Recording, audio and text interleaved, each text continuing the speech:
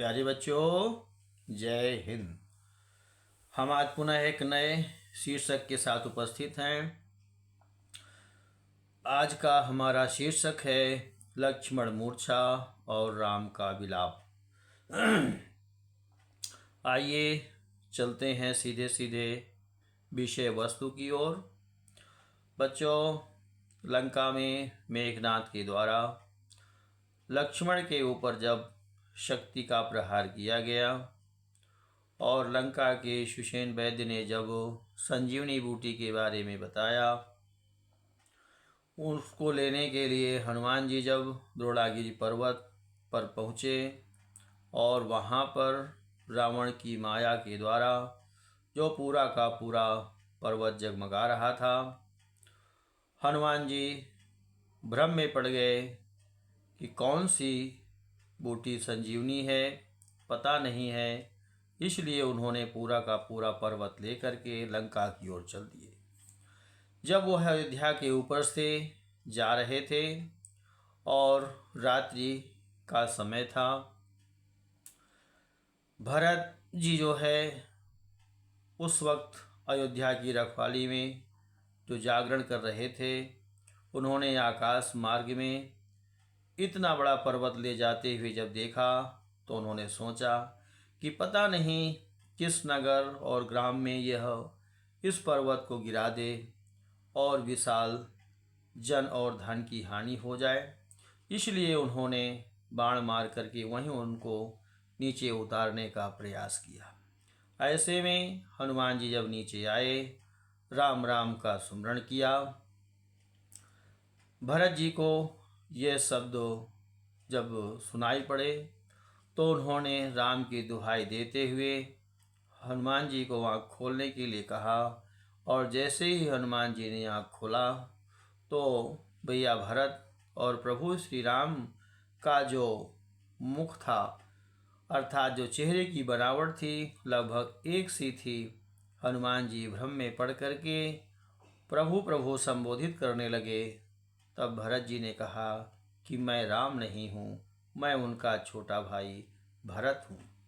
अब आप कौन हैं, अपना परिचय दीजिए।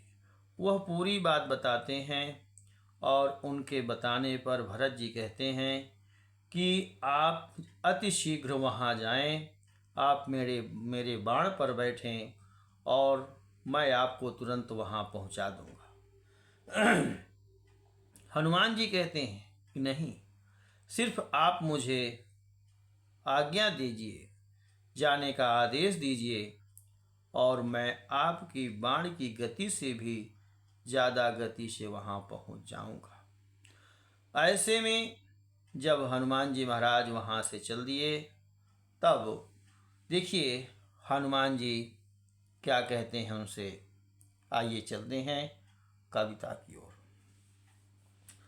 तो तौ प्रताप और राखी प्रभु, जय हो नाथ तुरंत। अस कही आयशु पाई पद, बंदी चलो हनुमंत। भरत बाहुबलशील गुण, प्रभु पद प्रीत अपार। मन महु जात सराहत, पुनि पुनि पवन कुमार। हनुमान जी बोले कि हे प्रभु, आप सिर्फ मुझे आदेश दें। आप के आदेश पाते ही मैं वायु वेग से भी तीव्र गति से जाऊंगा और लंका पहुंच जाऊंगा। तब हनुमान जी जब भरत से ये बात कह रहे हैं, तब उन्होंने आदेश दिया और वह आकाश मार्ग से चल दिए। अब जब हनुमान जी आकाश मार्ग में चल दिए, तब हनुमान जी भरत जी के बारे में सोच रहे हैं कि भरत जी का जो बाहुबल है, जो सुंदर उनका व्यवहार है, अनेकों प्रकार के जो उनमें गुण दिखाई दे रहे हैं, वह प्रभु श्री राम के चरणों में जो उनकी अपार प्रेम की भक्ति है, उसको वह सोच सोच करके भारत की सराहना करते हुए आगे आकाश मार्ग से लंका की ओर जा रहे हैं। ऐसे में अब इधर हनुमान जी महाराज तो लंका की ओर आकाश मार्ग से जा रहे हैं, लेकिन देखिए उधर लंका में क्या हो रहा है। उहाँ राम लक्ष्मण ही निहारी, बोले बचन मनुज अनुसारी। अर्धरात्रि गई कपि नहीं आयो, राम उठाए अनुज उर लायो। सकहु न दुखित देखी मोहि काऊ, बंधु सदा तो मृदुल स्वभाव। मम हित लागी तजेहु पितु माता, सहेहु विपिन हिम आतपो बात। अब वहाँ लंका में प्रभु श्री राम भैया लक्ष्मण को अपनी गोदी पर लिटाए हुए हैं, बार बार उनके मुख की ओर देख रहे हैं और बिल्कुल एक सामान्य मानव की तरह भैया लक्ष्मण के मुख की ओर देख करके वहाँ पर उपस्थित बंदरों के राजा सुग्रीव को संबोधित करते हुए कहते हैं कि आधी रात बीत गई, अभी अनंत बलवंत श्री हनुमंत लाल जी के आगमन की कोई खबर नहीं है। ऐसे में क्या होगा? क्या मेरा भाई जीवित रहेगा? कहीं मुझसे बिछड़ ना जाए? ऐसे विचारों को ला करके, ऐसे सोच करके प्रभु श्री राम अपने अनुज अर्थात लक्ष्मण को बार बार अपने सीने से लगा ले रहे हैं। अब सीने से लगा करके लक्ष्मण जी को संबोधित कर रहे हैं कि सकहु न दुखित देखी मोहि काऊ। यानी आप भैया लक्ष्मण, हे भैया लक्ष्मण, आप मुझे कभी दुखित नहीं देख सकते थे, कभी मुझे कष्ट में पड़ा हुआ नहीं देख सकते थे। हे भैया लक्ष्मण, आपका स्वभाव इतना कोमल था कि आप अपने को कष्ट में डाल लेते थे, लेकिन मुझे कभी कष्ट में नहीं देख सकते थे।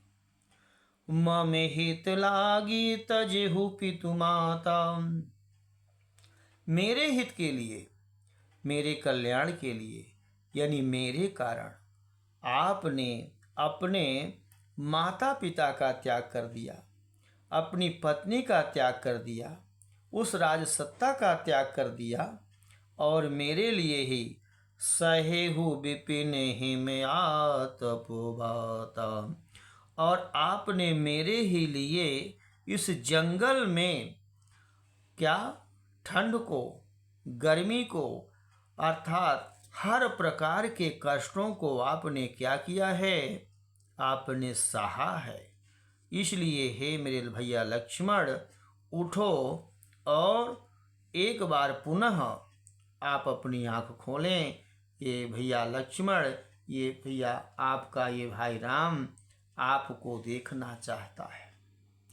और कह रहे हैं, उनको भैया लक्ष्मण को संबोधित करते हुए कह रहे हैं कि सो अनुराग कहाँ अब भाई। हे भैया लक्ष्मण, वह अनुराग, वह प्रेम, वह लगाव कहाँ है? जिस अनुराग के लिए, जिस प्रेम के लिए आपने अपना सब कुछ परित्याग कर दिया, उसी अनुराग के लिए उठहु न सुनी मम बचे बिकलाई। आप मेरे ये व्याकुलता के वचन को सुन करके क्यों नहीं उठ रहे हैं? हे भैया लक्ष्मण उठो। जो मैं जनत्यूं, जो मैं जनत्यूं बंधु बिछोहू। यदि मैं जानता, यदि मुझे पहले से ज्ञात होता कि मेरा भाई लक्ष्मण जंगल में मुझसे बिछड़ जाएगा, तो पितु बचन मन त्यों नहीं ओहू, तो मैं पिता के वचनों को न मानता। अर्थात पिता के द्वारा दिया गया ये जो 14 वर्ष का वनवास था, इसको मैं स्वीकार न करता। हे मेरे भाई लक्ष्मण, तुम्हारे बिना मेरा जीवन किस प्रकार है। अर्थात वो बताना चाहते हैं कि एक सहोदर भाई के बिछड़ने के बाद किस प्रकार का वो जीवन हो जाता है। देखिए, तो सुति बित नारी भवनो परिवारा, होहि जाहि जग बारहि बारौ। हे भाई लक्ष्मण, इस संसार में पुत्र, धन, पत्नी, मकान और परिवार, ये सब बार बार मिलते हैं, बार बार बन जाते हैं, पुनः पुनः बार बार प्राप्त हो जाते हैं, बिगड़ते हैं, बनते हैं, ये तो चलता ही रहता है। ये जीवन में आते ही रहते हैं और फिर चले जाते हैं। इनका आना जाना तो लगा ही रहता है। लेकिन परंतु यदि सगा भाई चाह करके भी दोबारा नहीं लाया जा सकता, यानी क्या कह रहे हैं कि यदि सगा भाई है और यदि एक बार वह बिछड़ गया तो वह दोबारा नहीं मिल सकता। इस प्रकार अस विचार जिय जागहु ताता, मिलहि न जगत सहोदर भ्राता।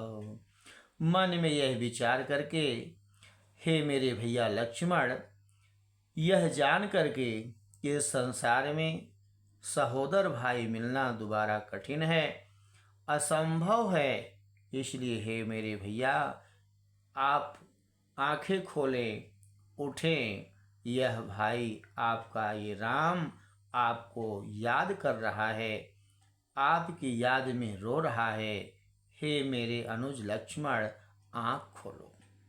बच्चों, ये आज का ये पार्ट 1 यहीं ख़त्म होता है। अगले पार्ट 2 के साथ हम पुनः मिलेंगे। तब तक के लिए जय हिंद, जय भारत।